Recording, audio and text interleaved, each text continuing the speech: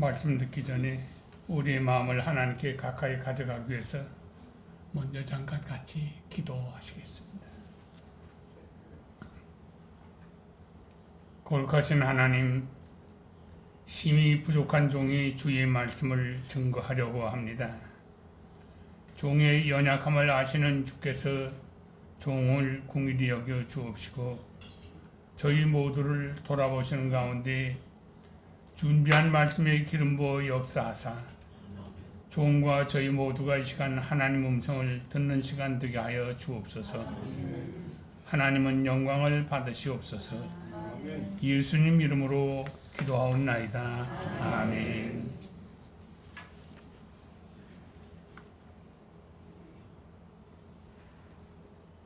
아주 오래전에 코끼리 인간이라고 하는 영화가 상영된 바가 있습니다.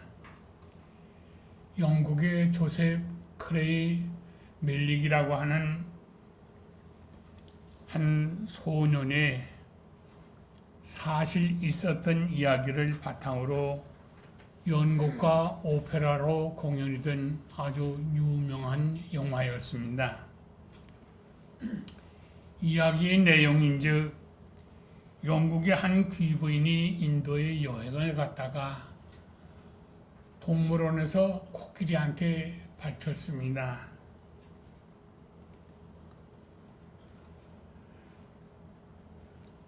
그 여인이 임신 중이었는데 후에 아기를 낳고 보니까 허리가 좀 굽었고 얼굴이 일그러진 기형아였습니다. 그 후 엄마는 일찍 죽고 아이는 고아원으로 보내져서 양육되었습니다.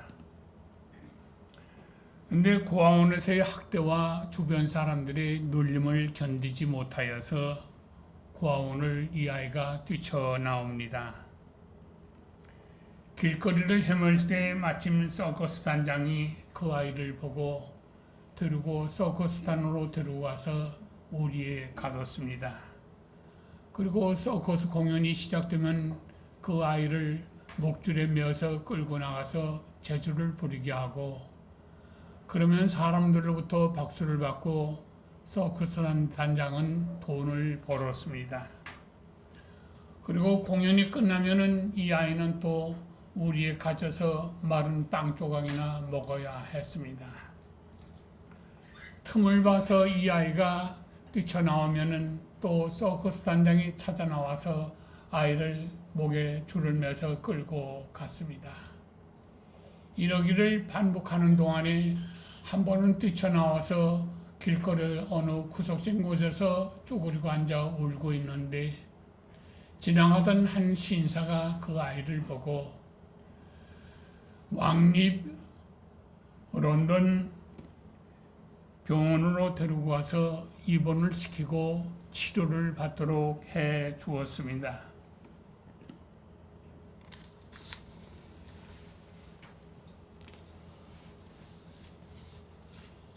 그러던 중 병원에서는 여기는 사람을 치료하는 곳이지 말도 못하는 동물을 치료하는 곳이 아니라며 체구가 굽고 얼굴이 좀 특별하게 생긴 이 소년을 내보내자고 합니다. 그러나 다른 한쪽에서는 아니라고 이 소년은 분명히 치료를 받아야 할 사람이라며 병원에 머물러 두고 치료를 받게 해야 된다고 합니다. 병원 밖에서는 서커스 단장이 목줄과 채찍을 들고 소년이 나오기만을 기다리고 있고 병원 안에서는 병원 의사들이 내보내야 한다는 쪽과 아니라고 병원 안에서 치료를 해줘야 한다는 쪽으로 나누어져서 토론을 하는 것을 이 소년은 병실에서 다 지켜보고 있었습니다. 마침 모든 결정권을 위임받은 병원장이 이 소년을 내어보내기 위해 병실로 다가오고 있었습니다. 이제 병원장이 문을 열고 들어와서 이 소년을 끌어내면 이 소년은 또다시 서커스 단장에게 목줄에 매여 끌려가서 채찍을 맞으며 재주를 부려야 했습니다. 병원장에 다가오는 발자국 소리를 들으며 이 소녀는 두 손을 모은 채 눈물을 흘리며 떨고 있었습니다. 이 소년에게는 참으로 절체절명 위기의 순간이었습니다. 마침내 병원장이 병실 문 앞에 이르렀을 때 병실 안에서 어떤 소리가 들려 나왔습니다. 병원장이 발걸음을 멈추고 그 소리에 귀를 기울였습니다. 이때 병실 안에서 들려온 소리였습니다. 여호와는 나의 목자시니 내게 부족함이 없으리로다. 그가 나를 푸른 초장에 누이시며 쉴만한 물가로 인도하시는도다. 내 영혼을 소생시키시고 자기 이름을 위하여 의의 길로 인도하시는도다. 내가 비록 사망의 음침한 골짜기로 다닐지라도 해를 두려워하지 않을 것은 주께서 나와 함께 하심이라. 주의 지팡이와 막대기가 나를 안위하시나이다. 주께서 내 원수의 목전에서 내게 기름을 부으시고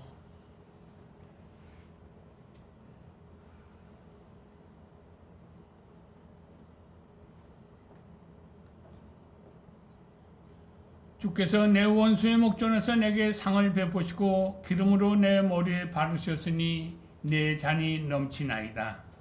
나의 평생의 선하심과 인자하심이 정녕 나를 따르리니 내가 여호와 집에 영원히 있으리이다. 아멘.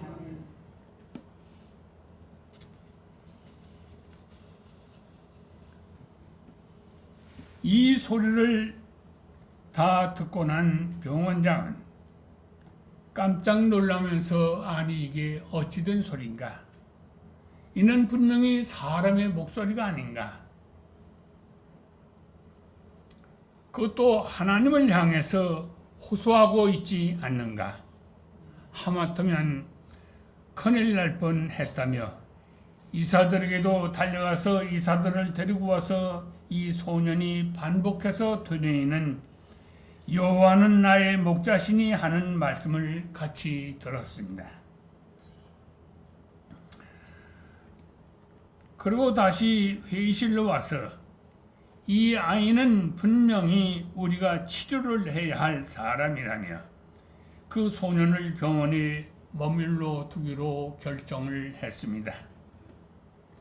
이 사실이 밖으로 알려지자 사회 각계 각층의 많은 사람들이 이 소년의 치료를 위한 후원금을 보내왔고 당시 유명한 영화 배우들이 앞서서 이 소년에게로 와서 같이 사진을 찍고 소년의 치료를 위해서 많은 돈을 후원을 했습니다.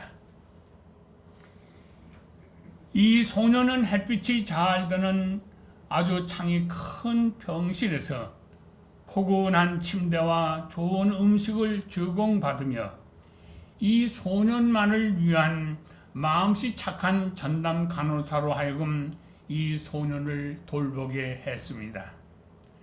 병실에는 언제나 꽃병에 꽃이 꽂혀 있었고 편안한 가운데 행복한 삶을 살다가 별이 빛나는 어느 날 밤에 하나의 별이 되어 저 세상으로 떠났습니다.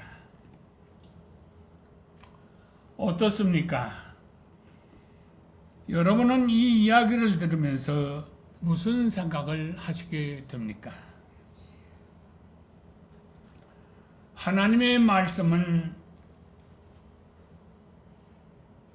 살아 역사하시는 생명의 말씀이요, 하나님의 말씀은 살아 역사하시는 능력의 말씀입니다.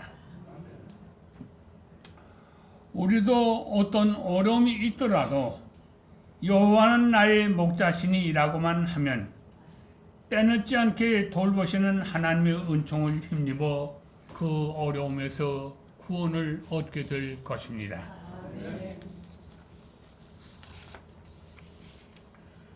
그러면 우리가 여호와는 나의 목자시니 하는 이 고백이 어떤 의미인지에 대해서 같이 상고해 보겠습니다. 우리가 여호와는 이라고 말할 때 우리는 하나님에 대한 한없는 경외심을 가져야 합니다.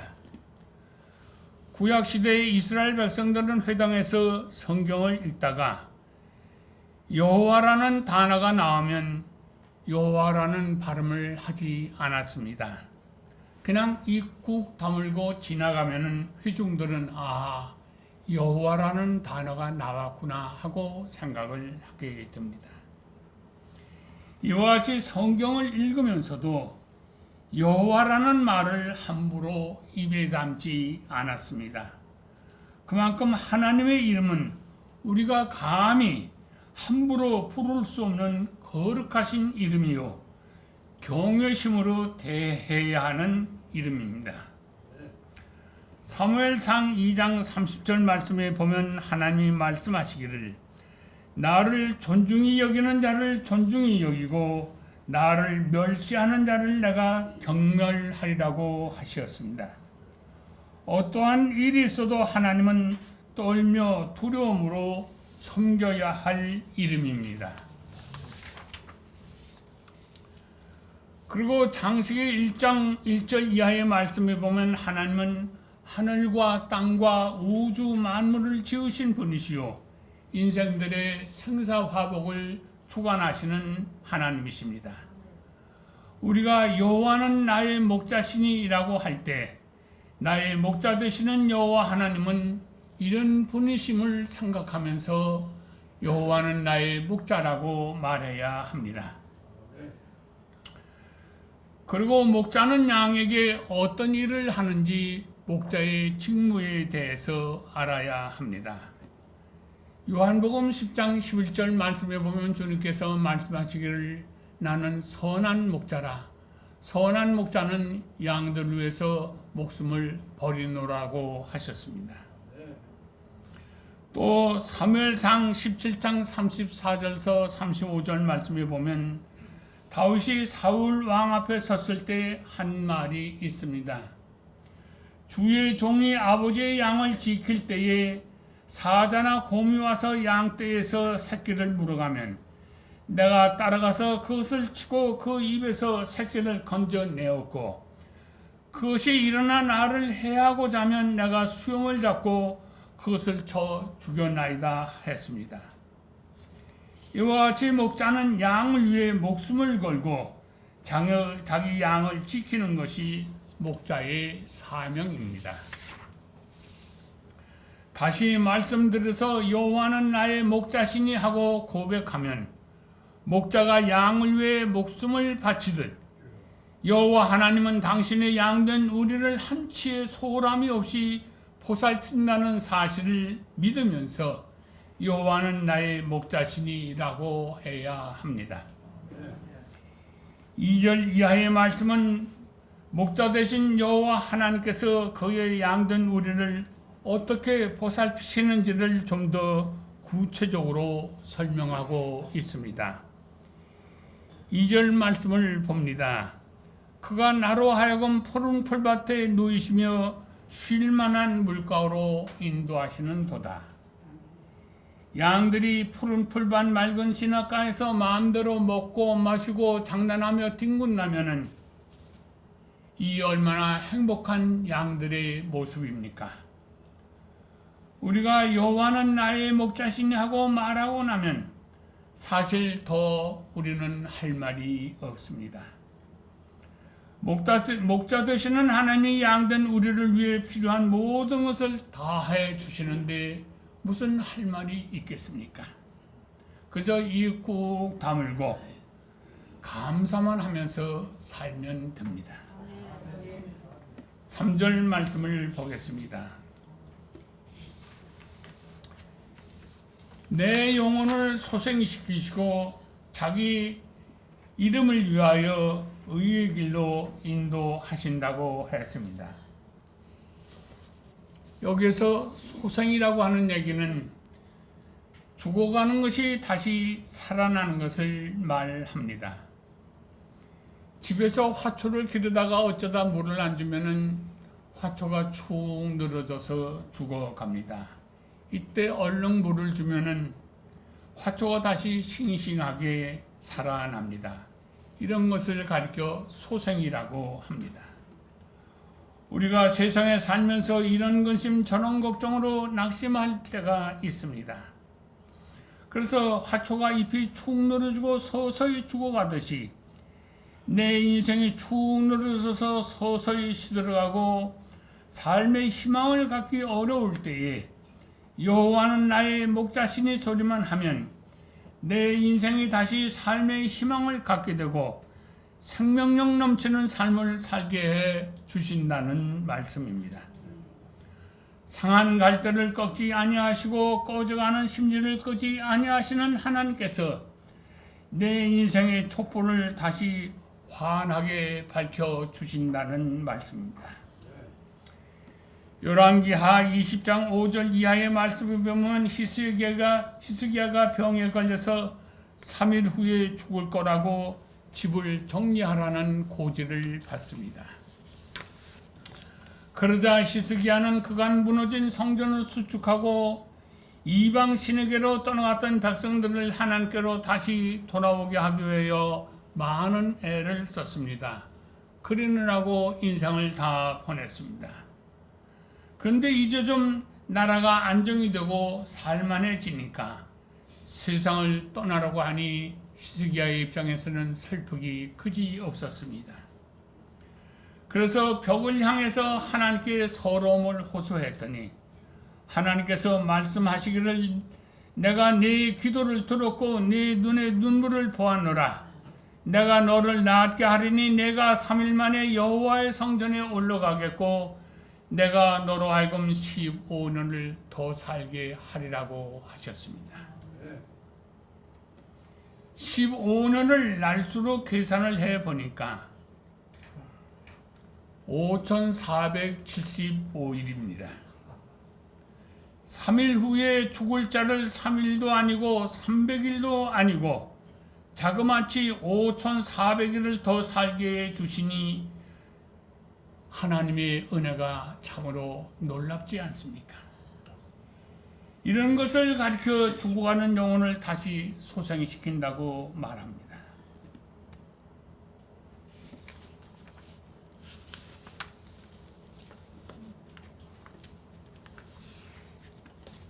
5절 말씀에 보면 주께서 내 원수의 목전에서 내게 상을 베푸시고 기름으로 내 머리에 바르셨으니 내 잔이 넘치나이다 하였습니다. 우리가 사는 세상은 까닭없이 우리를 괴롭게 하는 사람들이 많습니다. 그런데 여호와 하나님을 목자로 삼고 살면 그 앞에서 날마다 잔치상을 받게 해주시고 인생을 노래하며 살게 해주신다는 말씀입니다. 인생이 별겁니까? 기쁘고 즐거우면 행복한 것 아니겠습니까? 근데 하나님을 목자로 모시고 살면 시기하고 질투하는 사람들 앞에서 날마다 잔치상을 받으며 기쁘고 즐겁게 살게 해 주신다는 말씀입니다. 그리고 여호와 하나님을 목자로 모시고 살면 기름으로 내 머리에 바르셨으니 내 잔이 넘치나이다 라고 했습니다. 양에게는 큰 약점이 있는데 코에는 언제나 습기가 있어서 날파리들이 잘 모인다고 합니다. 근데 날파리들이 그냥 앉았다만 가는 게 아니라 그 코끝에다 알을 까놓는다고 그래요. 그럼 그 알이 애벌레가 돼서 코로 들어가서 뇌로 들어가서 양이 팔딱팔딱 뛰다가 그만 죽는다고 합니다.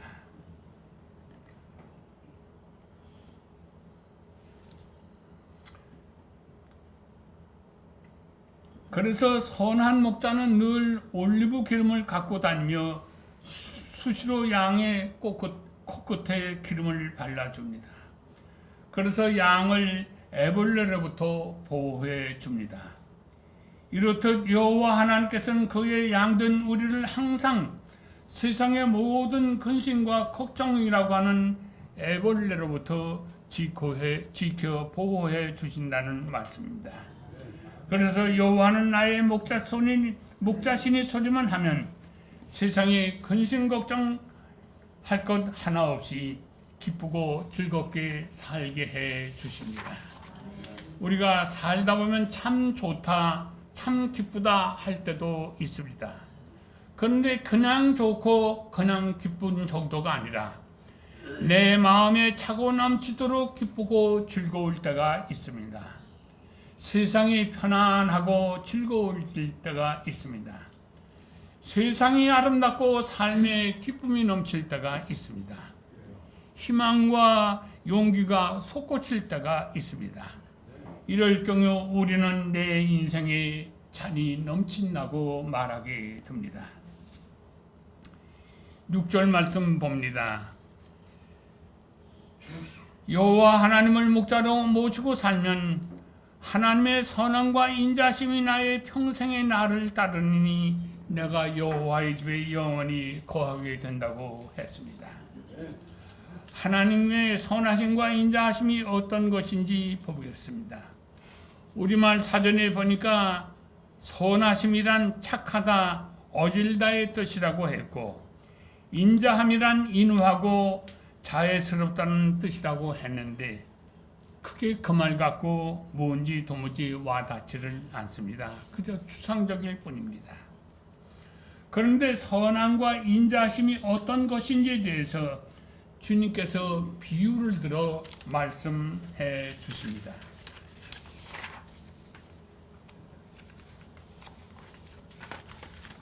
우리는 누가복음 15장 11절 이하의 말씀을 흔히 탕자의 비유라고 얘기합니다.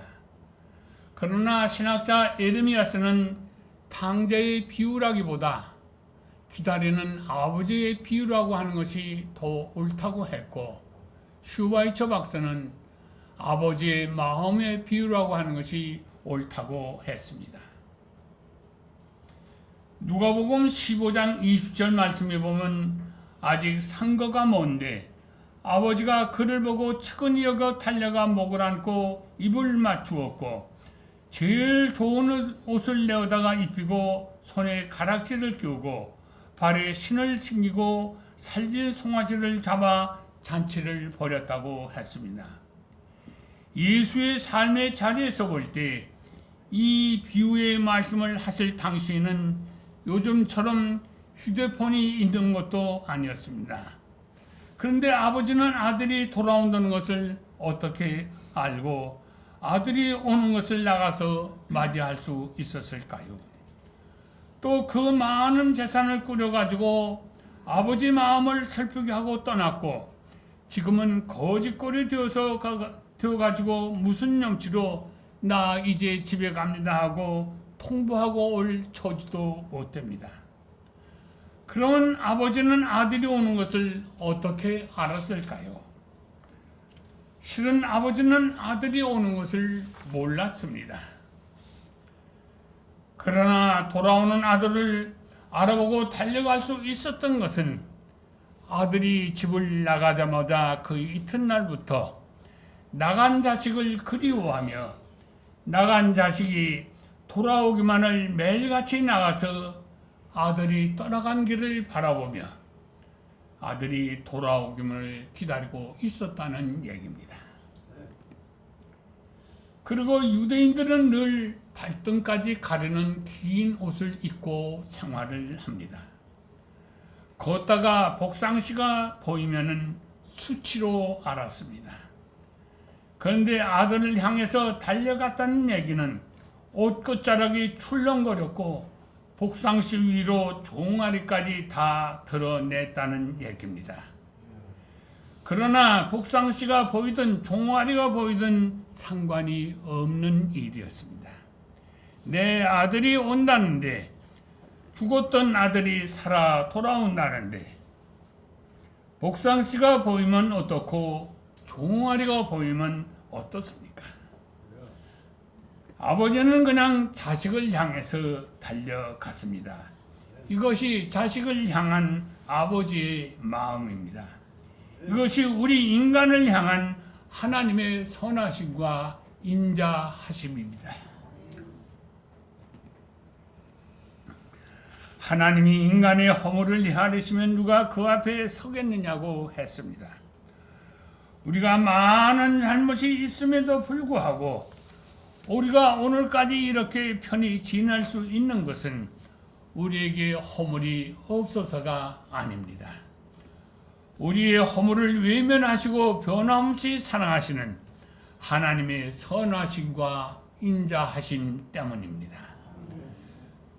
그리고 상처난 발에 신을 신기셨다는 것은 이제 더는 아들의 가는 길에 발이 부릅뜨거나 상처날 일이 없게 되었다는 얘기입니다. 이제 아들은 그 간 길이 언제나 평탄할 것입니다. 그리고 손에 가락지를 끼웠다는 것은 누가 뭐라고 해도 너는 내 아들이다 하는 친자 확인입니다. 그러나 그간의 잘못을 기억도 안 하시는 아버지 심정, 이것이 아버지의 마음이에요. 이것이 하나님의 선함과 인자하심입니다. 하나님의 변함없는 이 사랑이 평생에 나와 함께 있으리니 내가 아버지 집에 영원히 살겠다는 말씀입니다. 여호와 하나님을 목자로 모시면은 서커스 단장의 개목걸이와 채찍이 아니라 넓은 창이 있는 아름다운 방과 푹신한 침대와 언제나 꽃병에 꽃이 꽂혀있는 아늑한 방, 먹을 것이 풍족한 곳에서 거하게 되듯이 더는 내 인생의 여정에 어려움이나 부족함이 없게 해 주신다는 말씀입니다. 이 소녀는 어릴 때 어머니가 일러준 이 시편 23편 말씀, 여호와는 나의 목자시니 소리만 자꾸 드내었더니 하나님이 들으시고 모든 것이 때늦지 않게 절체절명 위기의 순간에 당신께 호소하시는 자녀의 기도를 들으시고 구원해 주셨습니다. 우리는 모두 2026년 새해 첫 주일을 맞아 하나님 앞에 나왔습니다. 여러분은 모두 어떤 소원을 갖고 나오셨습니까? 혹 어떤 분은 소원을 갖기에 앞서서 새해가 되었어도 여전히 벗지 못한 많은 근심과 걱정을 지는 채 이 자리에 나오신 분들도 계실지 모릅니다. 그러나 할지라도 오늘 이 시간부터 걱정하지 마십시오. 걱정할 시간에 여호와는 나의 목자시니 하는 말씀만 자꾸 되뇌이십시오. 그러면 천지 만물을 지으시고 인생들의 상사화복을 주관하시는 목자 되시는 여호와 하나님께서 모든 근심과 걱정에서 우리를 건져 주실 것입니다. 그리고 푸른 풀밭 맑은 시냇가로 인도해 주실 것입니다. 2006년 새해를 맞아 하나님 안에서 희망을 가지십시오. 말씀 안에서 용기를 내십시오. 하나님께서 내 인생으로 하여금 근심케 하심이 본심이 아니라고 하셨습니다. 이 세상은 하나님이 보시기에 좋았다고 칭찬하신 아름다운 세상입니다. 하나님이 지으신 이 아름다운 세상에서 여호와 하나님을 목자로 모시고 기쁨과 감사가 넘치는 복되고 아름다운 삶을 사시는 은총의 새해가 되시기를 빕니다. 기도하시겠습니다.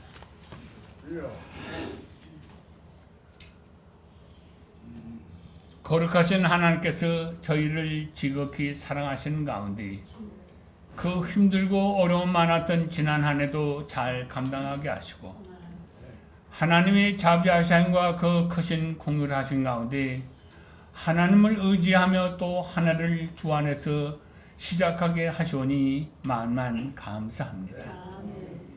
이전에 함께 오신 고마우신 하나님께서 장래에도 함께 하시어 하나님의 거룩하심을 드러내고 영광 돌리는 가운데 크고 적은 모든 일 잘 감당하여 기쁨과 감사가 넘치는 은총의 새해 새 삶을 살게 하여 주옵소서.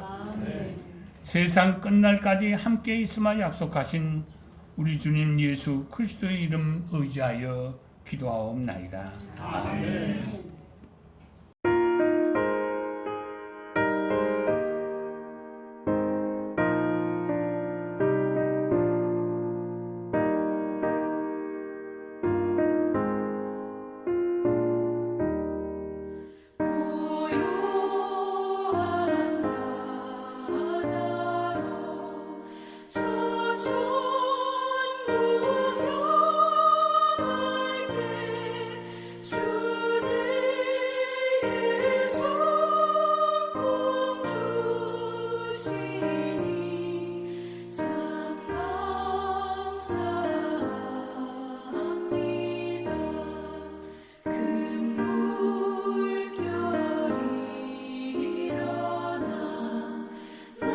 주